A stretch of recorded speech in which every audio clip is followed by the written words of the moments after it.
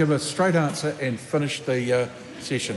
Mr Speaker, the $80.7 billion total export value shows that we are getting industries back that are growing and are able to then employ young people. That is why we are so concentrated on ensuring that our economy grows so that our young people can be employed. That is why the polytech sector is getting back to basics of meeting the needs of their community so that they can provide graduates who grow the economy and provide opportunities for young people. That concludes oral questions. We'll take 30 seconds for those who have to go to other House business to leave the House quietly and without conversations on the way.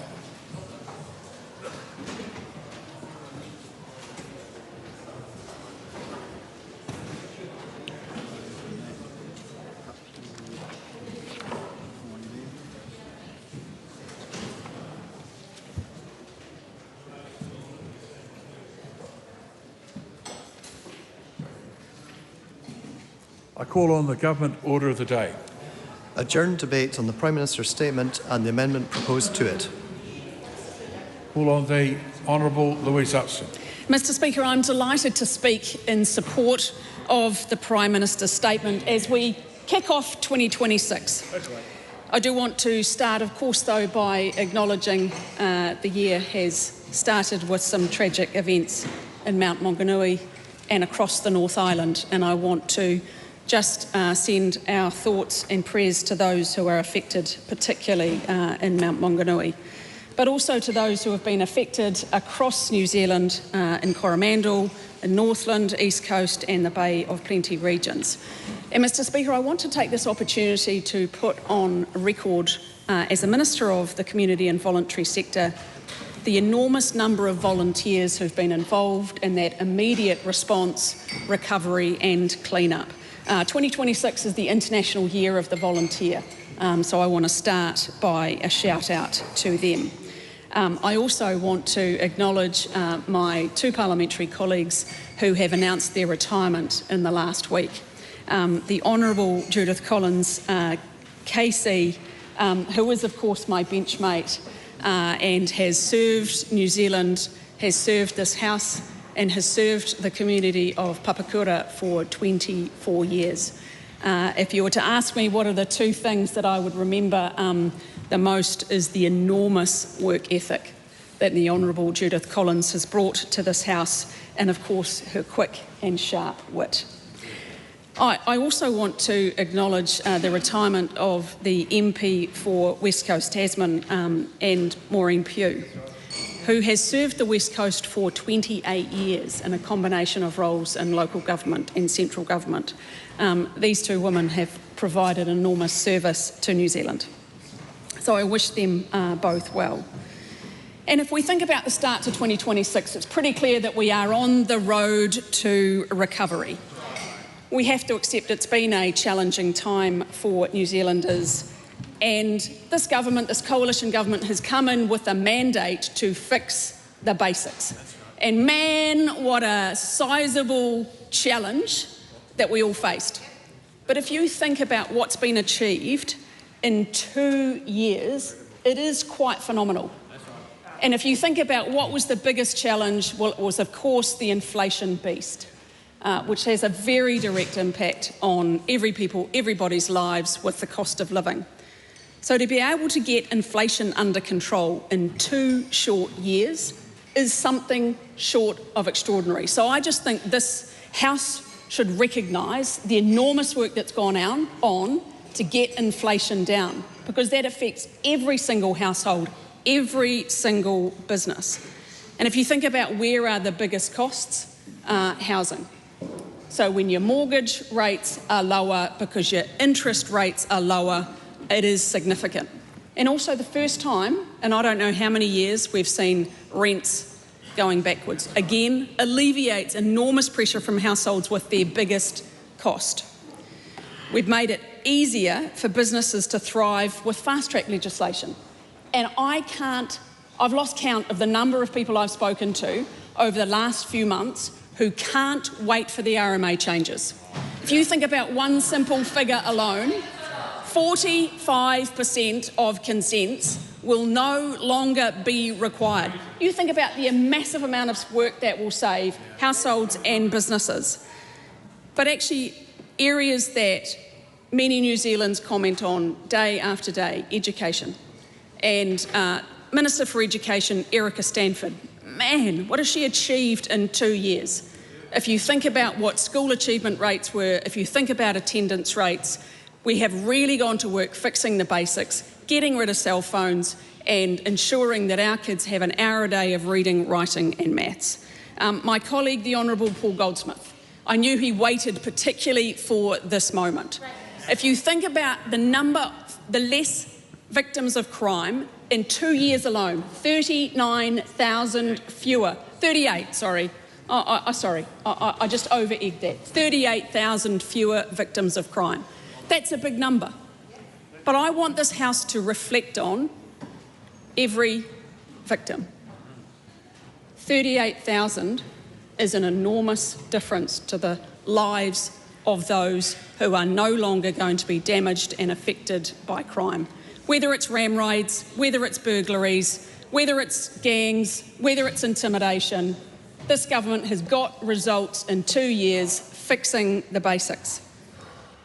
And also across our health targets, year-on-year improvements across every area that we are focusing on. So, of course, we have been fixing the basics. There's a bit more work still to do, and, of course, building the future. And I want to focus on 2 areas in particular, 2 areas that I'm responsible for, and the first is social development and employment.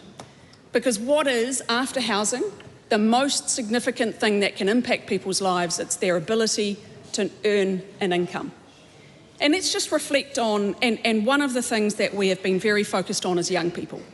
Because we know what we inherited, the 6 years that Labor were in office, a job seeker under the age of 25, the future years on benefit increased from 12 years to 18. 18.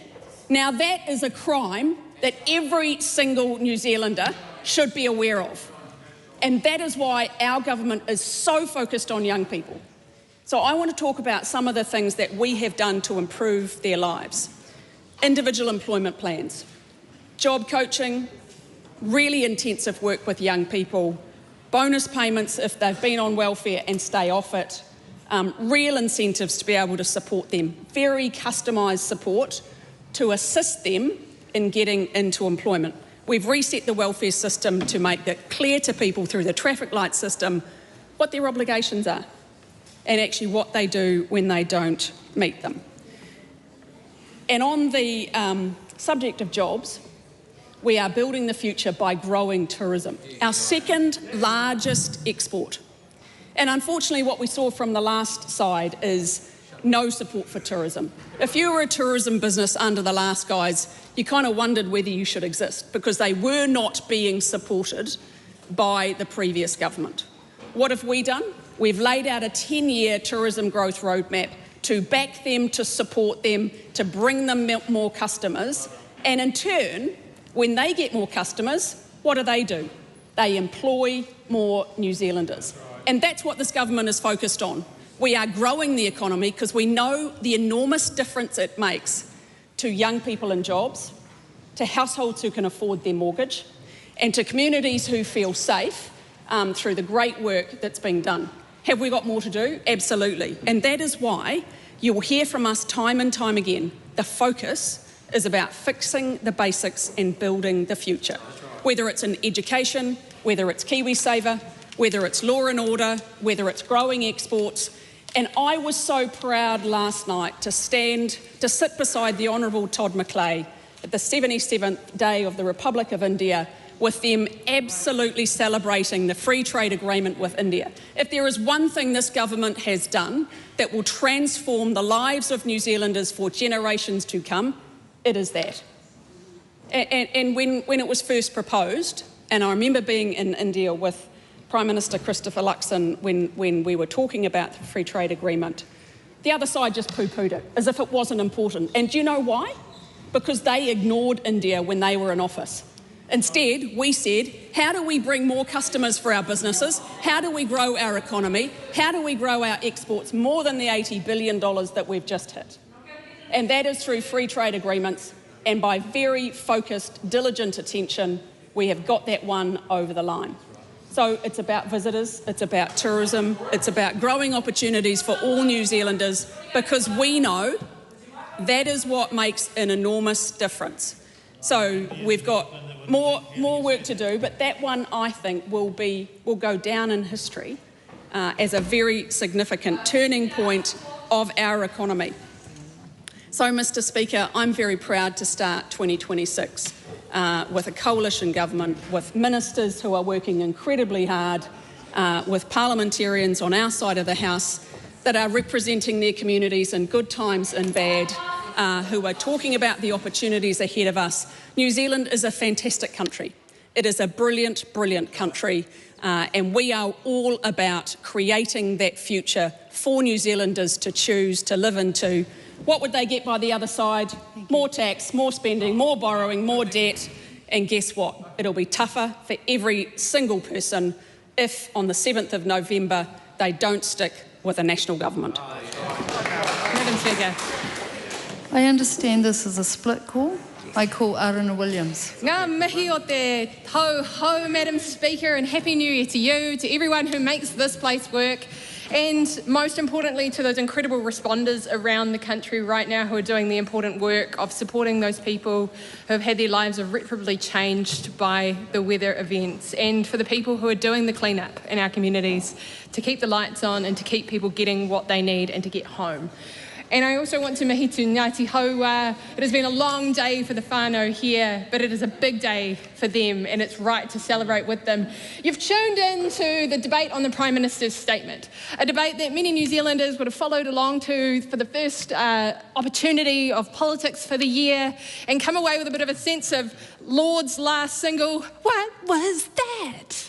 What was a speech from the Prime Minister that did not mention Māori rights and the way that this government has set race relations back 20 years. What was it from the Prime Minister that ignored the aspirations of rangatahi Māori and young people all around Aotearoa for country where we know about our history, where we speak Aotearoa, where we celebrate who we are? When that minister talks about building a country that has a bright future, a future for who? A future for the first home buyers in Auckland who have been locked out of the property market in the last 3 weeks by a Prime Minister who blinked on his own minister's plan for intensification. A future under a government who has seen thousands of apprentices laid off since they came into office and have moved straight to Queensland. We know exactly who those whānau are who have moved overseas to Australia to not only build their houses, but to buy their houses. They're not coming home under this national government. They're looking for something better, and they've found it offshore. It's a shame that we have a minister who cannot recognise just how much damage we are doing to the prospects of young people in Aotearoa, and we need to do better for them. Because we would have all sat around the table over the Christmas break. We would have talked around the barbecue to people who don't think like any of us, and especially to those young people. I'm thinking about those 25-year-old men in our families, those Samoan neighbours that I have, the young guys who just cannot see themselves getting ahead right now, and we know they're doing it tough. We know that their mental health is suffering. We know that their job prospects are slimming out when the construction sector is on its knees with 17,000 jobs gone in that sector just in the last couple of years. We know that we have to do better for those guys, and it's happening all around the world. That they are looking around at other countries we like to compare ourselves to, and they are seeing upheaval and they are seeing turmoil. And what do we have at home?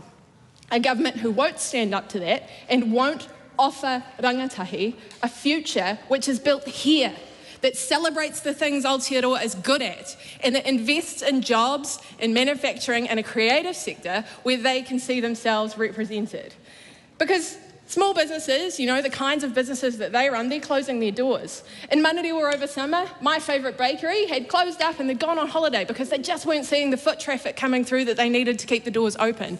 That here in Wellington, shops aren't generally open on a Monday afternoon because they're not seeing people coming through with disposable income. This is the legacy of a national government that told voters on the stump that they would deal with the cost of living, that they would get the economy under control. What happens when people stop believing those promises? When politicians cannot be held to account for the promises that they have made on the cost of living, when people are still seeing their supermarket bills going up, when people are still seeing their insurance bills going up, when people are still seeing their energy bills going up in a government that walked away from electricity reform, people stop believing in governments. People stop believing in the ability of all of us to do something better. And you know that those young people who sat around with you at the Christmas table who are feeling disillusioned, that there needs to be something that changes for them because they're right. That the status quo that they can see here and around the rest of the world has not delivered for them.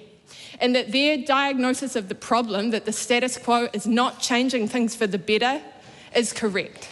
And instead we have a national government that in fact is not addressing the problems that matter to them. They've been distracted by the Treaty Principles Bill, they've been distracted by kicking that kind of politics that has been borrowed straight from Nigel Farage, straight from overseas alt-right politics, and we're seeing it playing out here in New Zealand in the most toxic ways. We need to reject that. We have the ability to offer young people hope and a real future built here in New Zealand. That is what Labour has to offer, and that is why this election is urgent. Honourable Jenny Salisa. Kia ora te pika, and Happy New Year to you and to all of our members of Parliament. It is so good to be back in the House of Parliament for 2026. I look forward to a good year, particularly towards the end of this year. Now, in responding to the Prime Minister's statement earlier this week, most of us were here in the House listening to the delivery of his statement, and some of us also looked at the written statement that the Prime Minister had. And as our ethnic spokesperson for Labour, I was looking especially for any mention of ethnic communities, because when we look at the demographics of our country, we know that when you add ethnic communities, tangata whenua Māori as well as Pacific, that is close to 50% of our total population. So I was hoping, and as you know I'm Tongan, that I would also hear the word Pacific. Did not hear Pacific once. And as the electorate MP for Panmure Ōtautahi in South Auckland, I was also, similar to my colleague Arana Williams, MP for Manarewa, listening and hoping that I would hear the word Māori. Not once was Māori mentioned in his speech here in the House. Not once was Te Tiriti or Waitangi was mentioned in the House.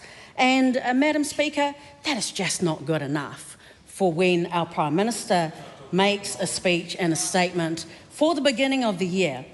Now, in response to the Minister that just spoke earlier on, when she spoke about the India free trade agreement, now I looked also through the Prime Minister's speech, and he did mention India once.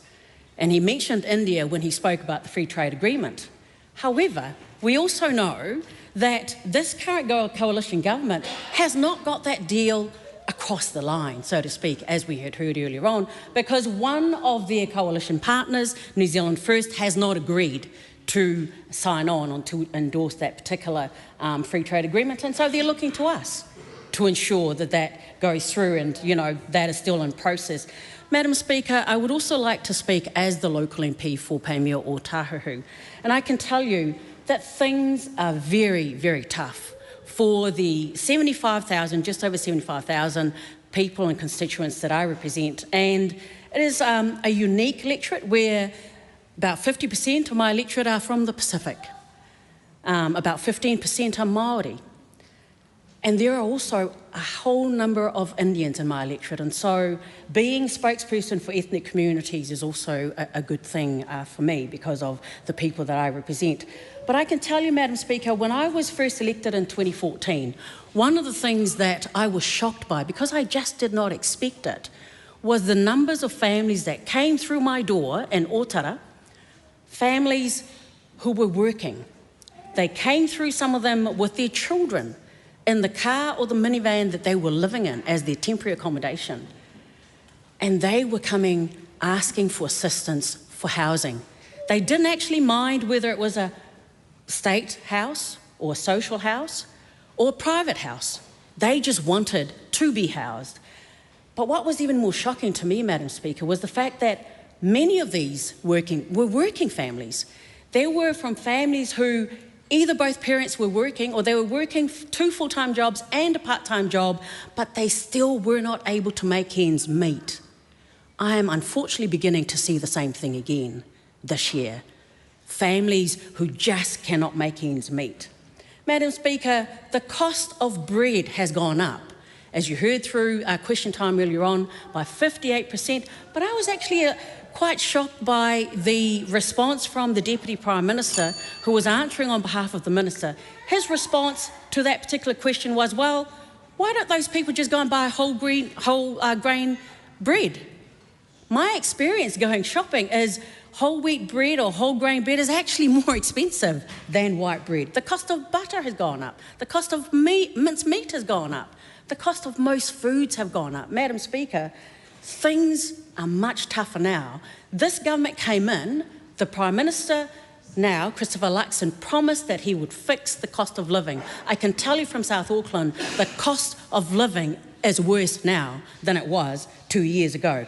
The cost of visiting a GP is also more expensive today. In some places, it's up to about $100 to visit a GP. I can tell you that the majority of my constituents in South Auckland cannot afford to see their GP, and when they make a choice, whether it's to see the GP or to put food on the table, they usually don't go and see the GP. Thank you, Madam Speaker. Honourable James Meager. Madam Speaker, I move that this debate be now adjourned. The question is that the motion be agreed to. Those of that opinion will say aye. To the contrary, no. The ayes have it. This debate is adjourned and is set down for resumption next sitting day. I call on Government Order of the Day number 1. Ngāti Hawa Claim Settlement Bill, third reading. Honourable Paul Goldsmith. Madam Speaker, I present a legislative statement on the Ngāti Hawa Claim Settlement Bill. That legislative statement is published under the authority of the House and can be found on the Parliament website. Honourable Paul Goldsmith. I move that the Ngāti Hawa Claim Settlement Bill be now read a third time. Takari mai ana te ata ka au, ka awatea. E mihi ana kia koutou kua tau mai nei I runga I te karanga o te rā. E nā mate, haere, haere, haere ki te pō. Kia tātou te hunga ora, tēnā tātou, tihei moriora. Ka mihi au ki nā